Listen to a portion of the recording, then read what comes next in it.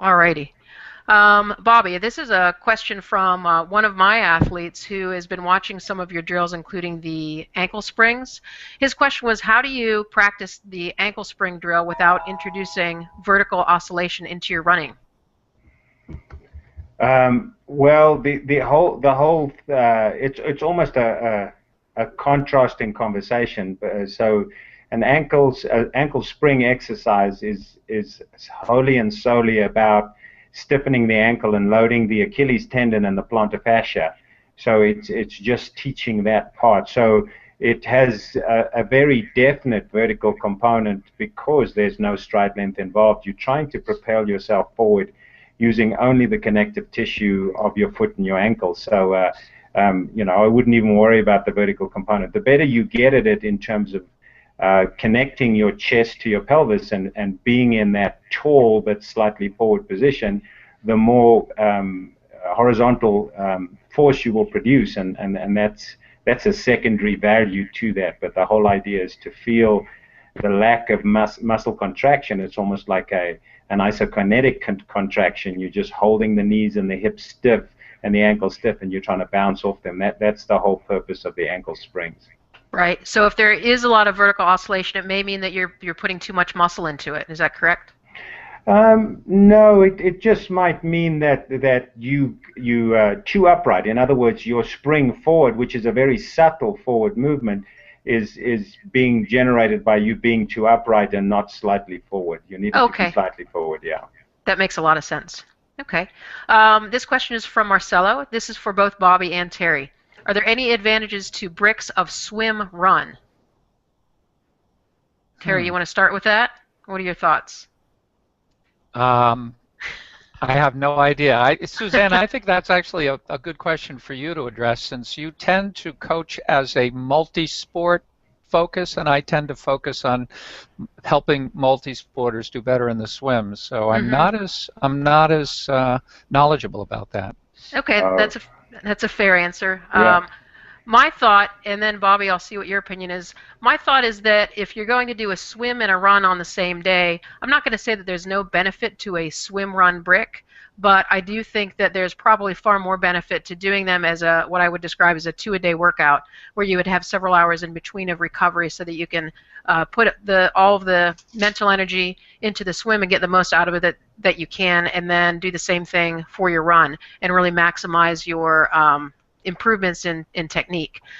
If you're going to put the two back to back, I would think that it would be an exercise in helping you learn how to perform some physical activity for a given length of time. And that may be beneficial just from a metabolic point of view. But I do the majority of my coaching helping people focus on improving technique and efficiency and having the fitness follow that along, or follow behind that. And so I wouldn't say that swim run bricks are necessarily at the top of my priority list for my athletes. What do you think, Bobby?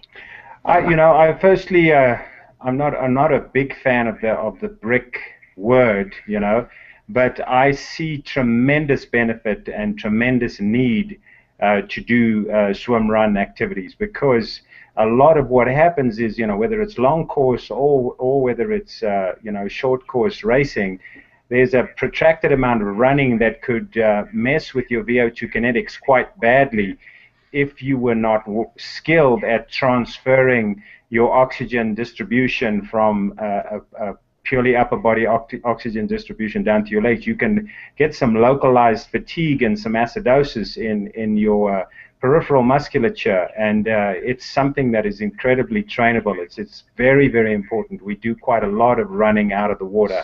So in high performance, it's definitely a critical skill and a critical physiological component that needs to be trained, and also, of course, neurological, because they're running barefoot, they're running fast, they have other things on their minds, they're trying to get on their bikes as fast as possible, and they feel like their upper bodies are pumped from the swim, and then they're getting out of the water and needing to shunt blood down the other way. So it's critical in facilitating their bike ride as well. Suzanne, can I ask a follow-up question? to Sure. that, since Bobby's making reference to a primarily upper body oxygen demand and having the upper body pumped and so on. So you're not only an MD but a trained physiologist and someone who's very familiar with TI technique. Would you say that is an accurate way to describe swimming as done the TI way? Um, is this a trick question?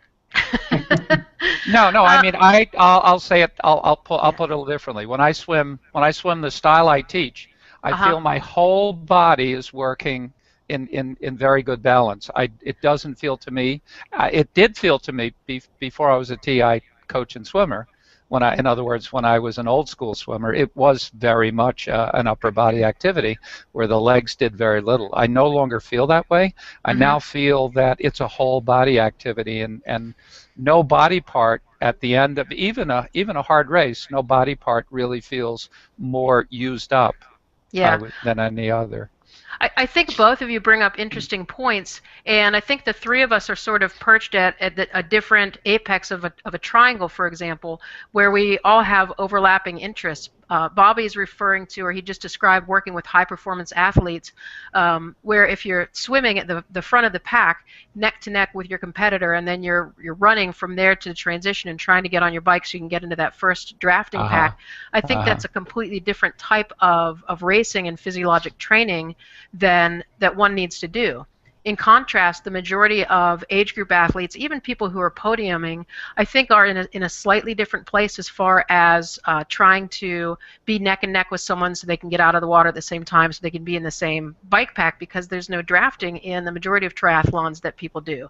So I think that's one component of it, where the individual's choice of how much energy to use during their swim varies depending on whether you're looking at the elite of the sport, whether it's Olympians versus an age grouper versus someone who's just trying to enjoy the experience of triathlon. So I think the strategy, the tactics change depending on your skill and fitness level. And then to address your comment about the swimming being a whole body activity, I've definitely experienced more of that, relying less on my arms and coordinating not only the core, but also coordinating a really well-timed two-beat kick that continues to improve, focusing on Exactly. glutes Yeah. and hamstrings without doing kicking sets. Sometimes I get out of the pool, and if I've had a really nice swim, I find that my core and my legs are equally as fatigued, even though I haven't been kicking. Yeah, So, I feel like my gut and my glutes and the muscles that transfer power back and forth between the upper and lower body are probably doing most of the work, and my hmm, arms and legs are not doing that much. yeah. Um, Yeah, and the other addition to that is, and I kind of glossed over it, but that VO2 kinetic component of getting to steady state on the bike is key. Not in terms of the swim. We know in the ITU swim that the last 100 could be quite frenetic with that desire to get into transition with some space.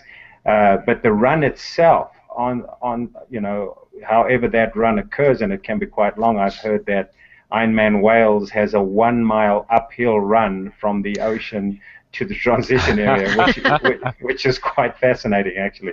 But those things become quite relevant in terms of your efficiency on the bike. So while it's not really a swim thing, one has to take care of what's happening to you in that reasonably significant period of time from the time you leave the water till the time you get on the bike. Wow. Well, I just learned something. This was great. yeah, I think the strategy changes depending on the course and the competition and what your goals are. So it's great to hear all the different perspectives.